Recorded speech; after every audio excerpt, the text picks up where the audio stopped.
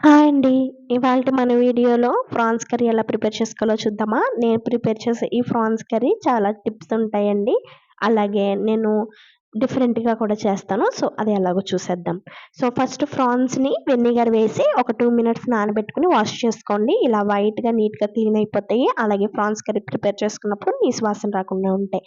So, ఈ France కర్రీకి tips ఉన్నాయి గదండీ! సో, ఫస్ట్ టిప్ ఏంటంటే, ఇప్పుడు మీరు ఎంత ఫ్రాన్స్ అయితే తీసుకున్నారో దానికి ఈక్వల్ క్వాంటిటీలో ఒక 2 ఆనియన్స్ గానీ, 1 ఆనియన్ గానీ తగ్గించి ఆనియన్స్ అనేవి కట్ చేసుకోవాలి.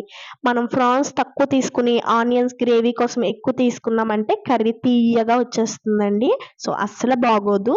సో, మీరు ఏ కప్పుతో అయితే ఒకవేళ ఒక కప్ ఫ్రాన్స్ తీసుకున్నారనుకో, ఒక కప్పే ఉల్లిపాయలు కూడా తీసుకోవాలి. అలా సరి సమానంగా తీసుకుంటేనే ఫ్రాన్స్ కర్రీ పర్ఫెక్ట్‌గా సెట్ అవుతుంది. సో, ఈ టిప్పు ఇప్పటి వరకు మీరు ఎవరికీ తెలియకపోతే తప్పకుండా ఈ టిప్ పాటించేయండి. కర్రీ సూపర్‌గా కుదురుతుంది.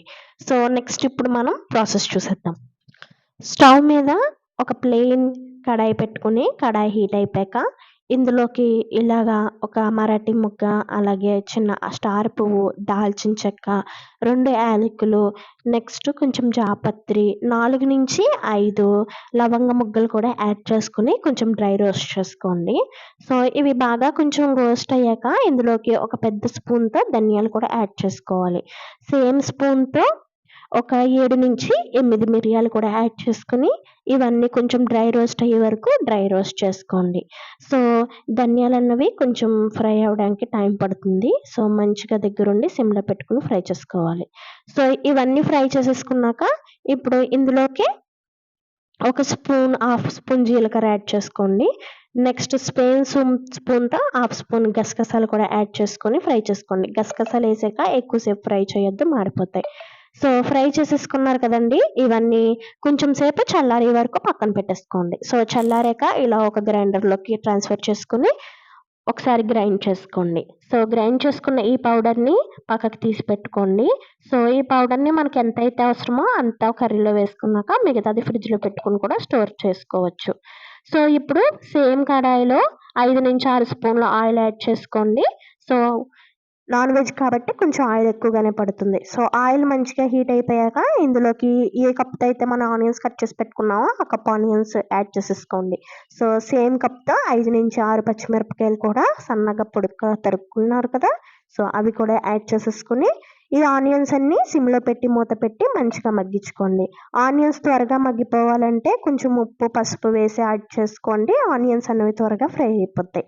సో, ఈ ఆనియన్స్ అంతా ఫ్రై అయిపోయాక ఇప్పుడు ఈ ఆనియన్స్ ఫ్రై అయ్యే లోపల మనం ఇందులో మరొక ఇంగ్రీడియెంట్ ఉందండి. అది నా స్పెషల్ సీక్రెట్ ఇంగ్రీడియెంట్. సో, దాన్ని ఎలా చేసుకోవాలో సో, ఫస్ట్ ఒక మిక్సీ జార్ తీసుకోండి. అందులోకి ఇలా 2 వెల్లుల్లిపాయలు పొట్టు తీయకపోయినా పర్వాలేదు యాడ్ చేసుకోండి. అలాగే ఇలా ఒక 1 ½ స్పూన్ వరకు జీలకర్ర కూడా యాడ్ చేసేసుకొని, మంచిగా మెత్తగా మన అల్లం వెల్లుల్లి పేస్ట్ ఎలా అయితే గ్రైండ్ చేసుకుంటామో సేమ్ అలాగే గ్రైండ్ చేసుకొని పక్కన పెట్టేసుకోండి. సో, ఒకసారి ఆనియన్స్ చెక్ చేసుకోండి. సో, ఆనియన్స్ ఆల్మోస్ట్ ఫ్రై అయిపోయినాయి కదా! ఇప్పుడు ఇందులోకి ఆల్రెడీ క్లీన్ చేసి పెట్టుకున్న ప్రాన్స్‌ని కూడా వేసేసుకోండి. ఇప్పుడు కొంచెం పసుపు అలాగే వేసుకొని ఫ్రై చేసుకోండి. సో, ఇప్పుడు ఫ్రాన్స్ అన్నవి మనకి కొంచెం వాటర్ రిలీజ్ అవుతాయి కదా! సో, అలా వాటర్ రిలీజ్ అయ్యే వరకు ఫ్రాన్స్‌ని మూత పెట్టి కుక్ చేసుకోవాలి. సో, చూసారా? ఈ స్టేజ్‌లో వాటర్ కొంచెం రిలీజ్ అయిపోయినాయి. సో, ఈ స్టేజ్‌లో ఉండగానే ఇప్పుడు ఇందులో మీకు రుచికి సరిపడా సాల్టు, అలాగే ఒక స్పూన్ వరకు కారము యాడ్ చేసుకోండి. సో, కారమైనా చూసుకొని యాడ్ చేసుకోండి. ఎందుకంటే మనం ఇంకా పౌడర్ కూడా యాడ్ చేస్తాము. సో, స్పైసీ ఎక్కువైపోతే తినలేం. సో, యాడ్ చేసుకున్నాక నేను ఇందాక చేసి పెట్టుకున్న పౌడర్ ఉంది కదండీ! ఆ పౌడర్‌ని ఒక స్పూన్ వరకు నేను యాడ్ చేసుకుంటున్నాను. సో, యాడ్ చేసుకొని ఒకసారి బాగా మిక్స్ చేసుకోండి. మిక్స్ చేసేసుకున్నాక ఒకసారి సాల్ట్ అన్నీ సరిపోయినాయో లేదో చెక్ చేసుకొని, ఇందులోకి జస్ట్ ఒక టీ గ్లాస్ వాటర్ మాత్రమే యాడ్ చేసుకోవాలండి. ఎక్కువ వాటర్ యాడ్ చేయొద్దు. ఎందుకంటే ఫ్రాన్స్ అన్నవి మనకి త్వరగా కుక్ అయిపోతాయి. సో, యాడ్ చేసేసుకొని కొంచెం సేపు ఇలా మూత పెట్టి ఉడికించుకోండి. సో, చూసారా ఇలా బబుల్స్ వస్తున్నాయి కదా! ఇలా బబుల్స్ వచ్చినప్పుడు నేను చేసి పెట్టుకున్న పేస్ట్ ఉంది కదా! ఆ పేస్ట్‌ని ఒక స్పూన్ వరకు యాడ్ చేసుకోవాలి. సో, యాడ్ చేసుకొని కలిపేసుకొని మూత పెట్టుకొని నూనె పైకి తేలే వరకు కూడా ఈ ఫ్రాన్స్ కర్రీ అనేది ఉడికించుకోండి. సో, అంతేనండి. ఇలా ఒక్కసారి చేసి చూడండి. ఫ్రాన్స్ కర్రీ తినని వాళ్ళు కూడా చాలా ఇష్టంగా తింటారు. అలాగే పర్ఫెక్ట్ టేస్ట్ వస్తుందండి. బిగినర్స్ కూడా చాలా ఈజీగా నేర్చుకునే ఫ్రాన్స్ కర్రీ. సో, చూసారంటే నేనిప్పుడు ఈ ఫ్రాన్స్ కర్రీ ఉడికించుకుంటున్నాను. సో, ఉడికిపోయాక మనం ఎలా ఉందో చెక్ చేద్దాం. సో, చూసారా?